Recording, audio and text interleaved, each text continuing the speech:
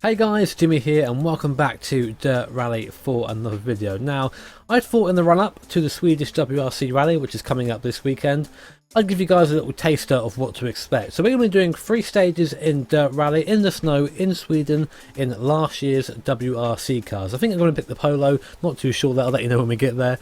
As you can see, we've got 3 stages here, none of which that I can name for love nor money.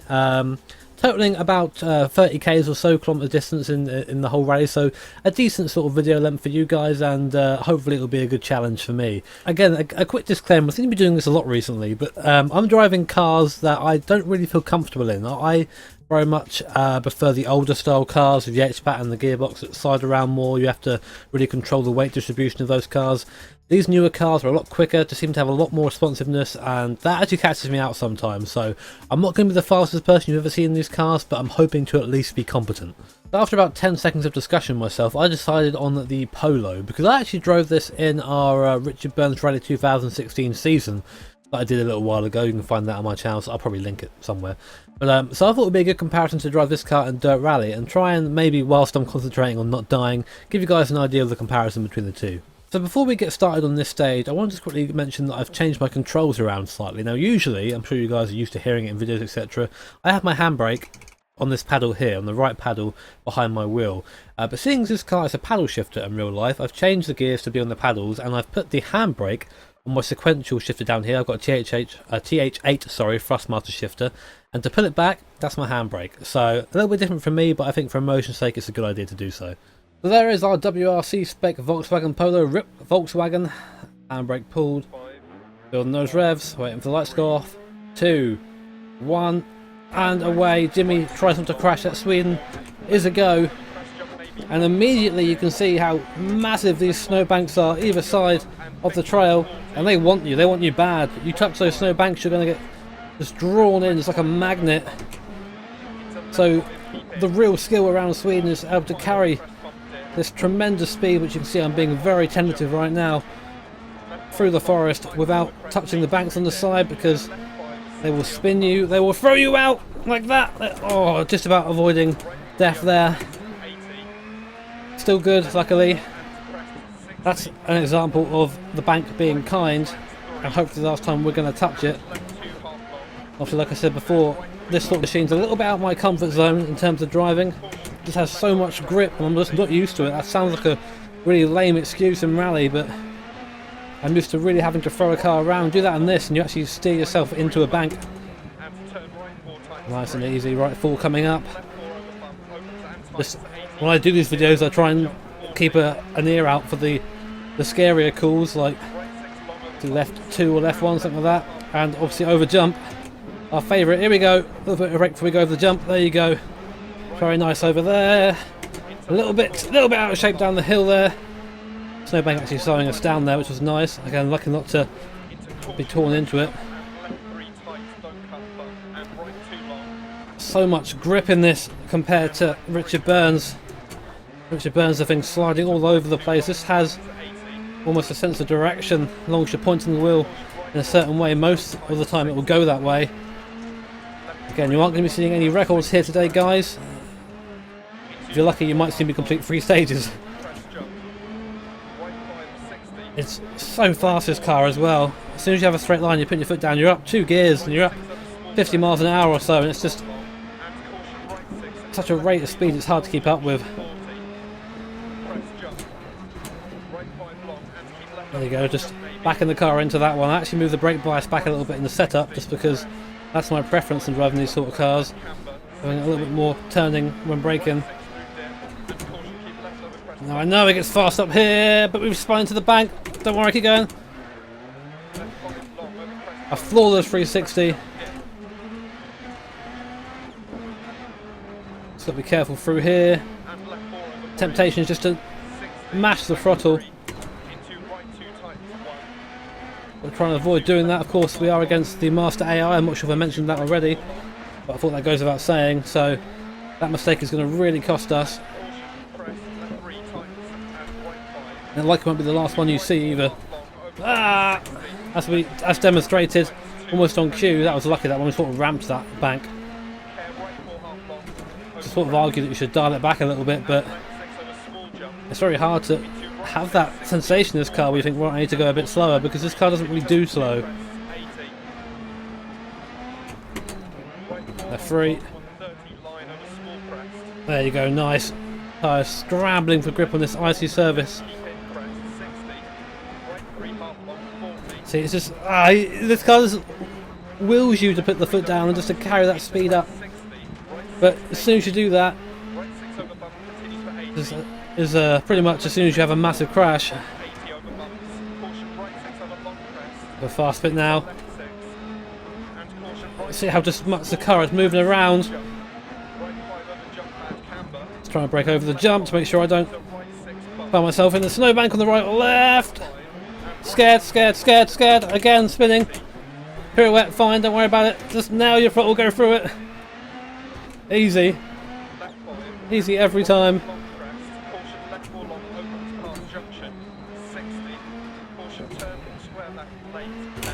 Where's the square left? There it is. Handbrake into there. Must have actually used the handbrake. I guess I went down to go for the gear then, but that would have been bad.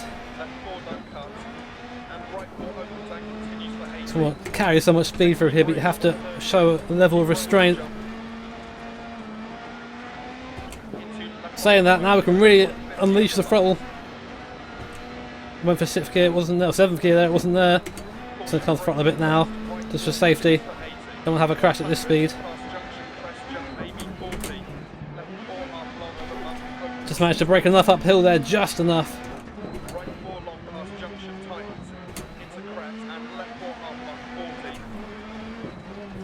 God, this thing is so quick.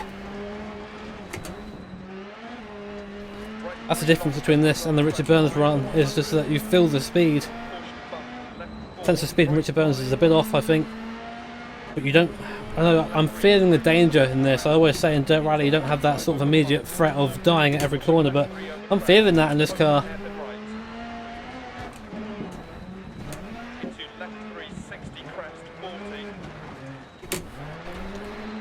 There you go, nice. Got the car pointing the right way there to really concentrate on getting that car swinging in the right way for that hairpin.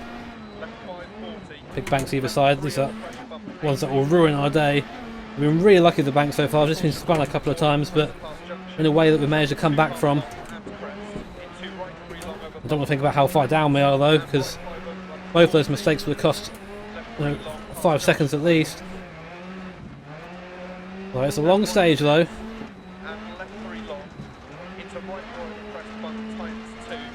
Good car, be good to me. What about the handbrake then? But we're going to leave it, trying to keep the car gripped up as possible. There you go, there's the finish. There's the finish, I should say. And that is one stage completed at Sweden, and Jesus Christ, that is a workout. 6:17, not a good time, but somehow taking the stage win anyway. It looks like other people must have had mistakes as well. You can see there's a big drop off there for 7th and 8th place. Just go 25 seconds 30 then 48. But oh, that is fun. So next stage, I'm going to try not to have any incidents. It's another long stage, so it might happen. But that's sort of the rate of improvement I go through in this sort of game. I drive the stage, I'll drive through it, make the mistakes I need to make, and then go back through it again, or go back through a different stage, and then try and concentrate on speeding up. This car has a lot of speed in it that I'm not utilising right now. I'm hoping for the end of the video we can maybe start tapping into a bit more of that. So for whatever reason I thought it would be a good idea to have a snowy, misty stage to really get into, you know, the immersion of rallying. Sort of wish I didn't do that now because I can't see anything, I've just realised, so this is going to be a very interesting stage, but enough complaining, let's attack it. 1, death, and it's on this sort of stage where the co-driver is going to be my best friend, because I cannot see 50 feet in front of me. And when you're driving a WRC machine that's capable of doing 200 k's plus on this sort of surface, it's a pretty terrifying prospect not to have someone telling you where to go in your ear. Grabbing another gear there, just trying to beat, I don't know, trying to retain speed at the same time as exercising quite extreme caution, because I'm totally in the hands of the co-driver around here. A bit of handbrake there just to make sure the back end rotated enough. You actually get quite a lot of grip on these snow tyres. The studs are digging deep down into the ice below the snow. And you can have a surprising amount of grip. And being cautious now, just trying to keep an ear out for those scary calls.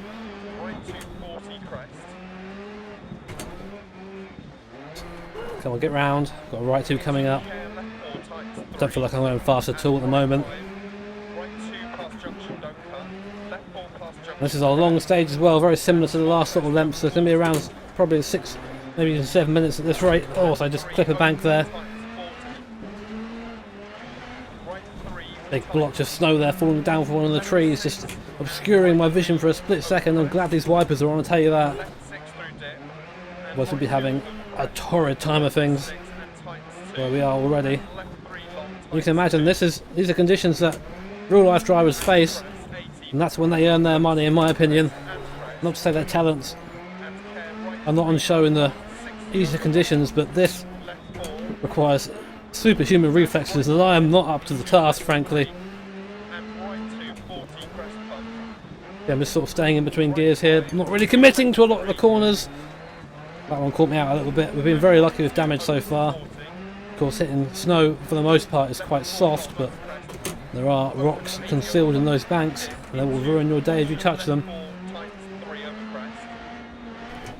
A lot of sort of mid-speed corners on this stage, which has actually helped me a little bit because I don't really want to get into any sort of speed. Another left four coming up. Snow getting a bit more severe here, so we might have the car slip a little bit as the studs struggle to get through to the ice below. Another big blotch of snow there, that's scary. Oh Jesus, French flag there. Just pretend that I'm Auger for a second.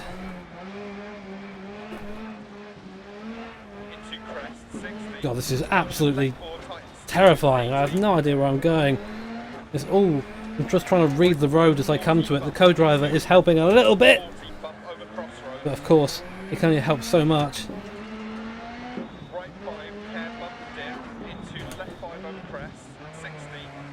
Oh, I thought there was a turn to the left. They did say crossroads, didn't they? Going up to a bit of a faster part of the stage, it sounds like. I dare not go very fast. Don't roll, don't roll. Good, good, good. Somehow got away with that. And that's why I dare speed up around here, because I just... driving blind almost. It's such a weird sensation. I'm not paying attention to anything, not my speed, not my gear. I'm just doing what feels right. I can only imagine we're losing time to the AI. Hand over fist.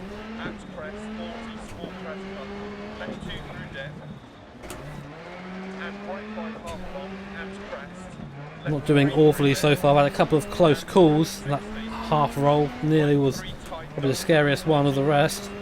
Hearing a don't cut in there somewhere, so that's why. There's a big bank there on the right.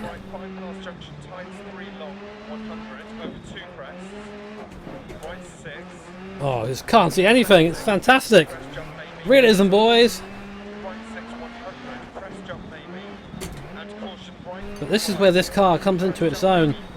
Although I'm not giving really smooth inputs, I'm being very sort of hesitant with it, it's still allowing me to drive at a sort of decent-ish pace. Oh, big bank there on the left, just grazed it. Oh, bank on the right as well, left even again. Getting left and right mixed up, never good to do that in rally. You see, just being overwhelmed at the moment by sensory overload.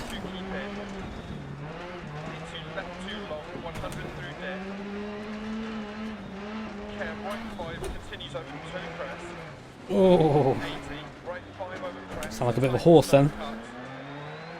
Come on. We're not Hyundai, I believe. Well, sort of, you know. These off-camber corners over crest and what's really catching me out.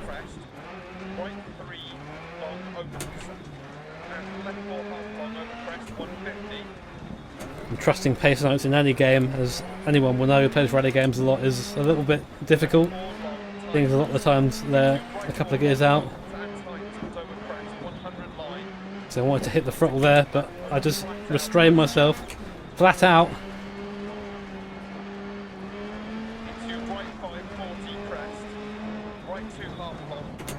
It's about flat out as I'm willing to go.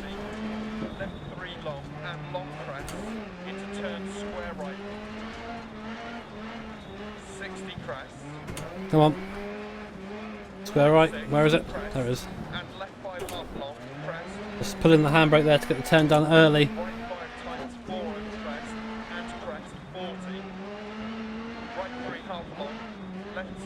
Visibility was starting to improve a little bit then, but then went back to what it was before.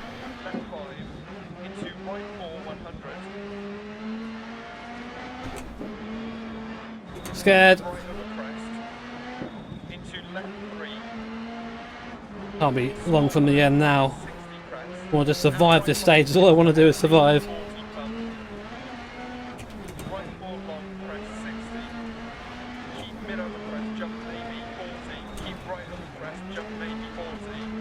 Starting to feel a little bit more comfortable in the car. I think the stage is winding up a little bit.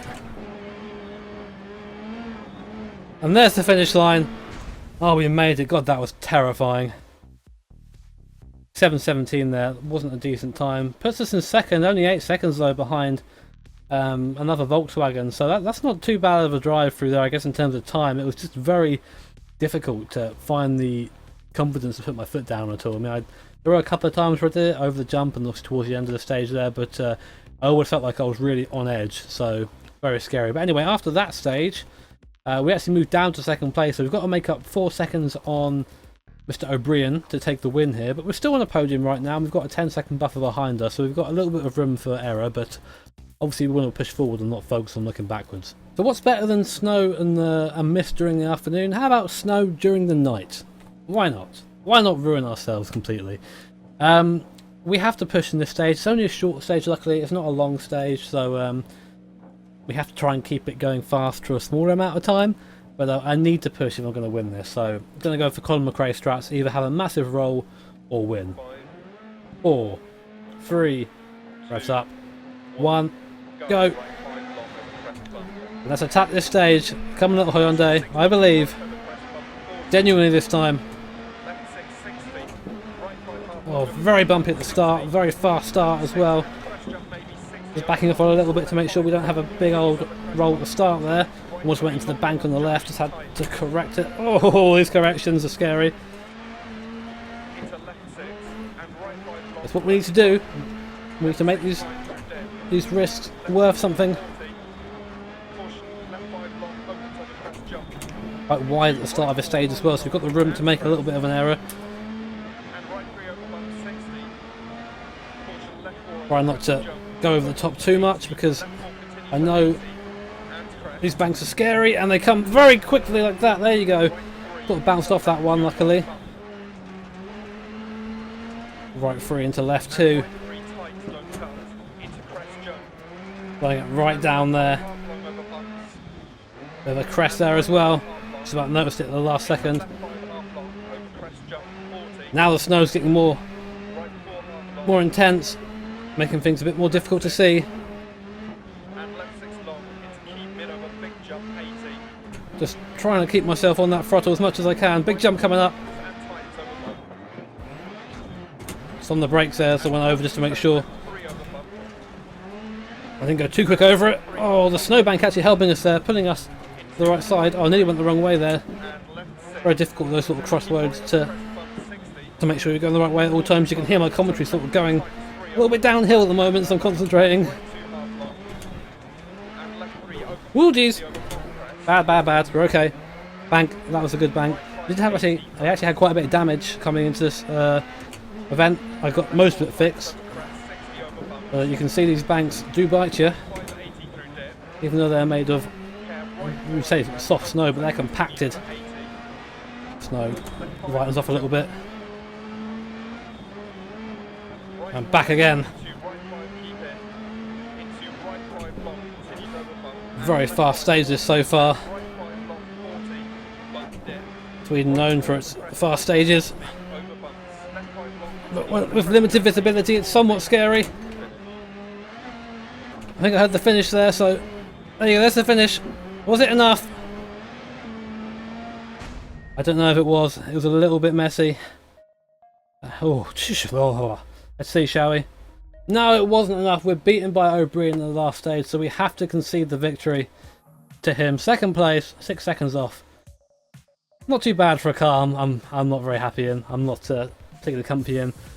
The main comparison I can draw between this and the Richard Burns rally is just grip. There's so much more grip in this. This thing is so much more savable. But that's not to say that the Richard Burns rally version is entirely correct. I've always felt Richard Burns rally is a little bit too slippery sometimes, but this is it's a good car. It's a good car to drive. I think it's a good representation of that era of WRC. But anyway, guys, hope you enjoyed the video. Hope you're looking forward to seeing the real thing, the real WRC rally this weekend.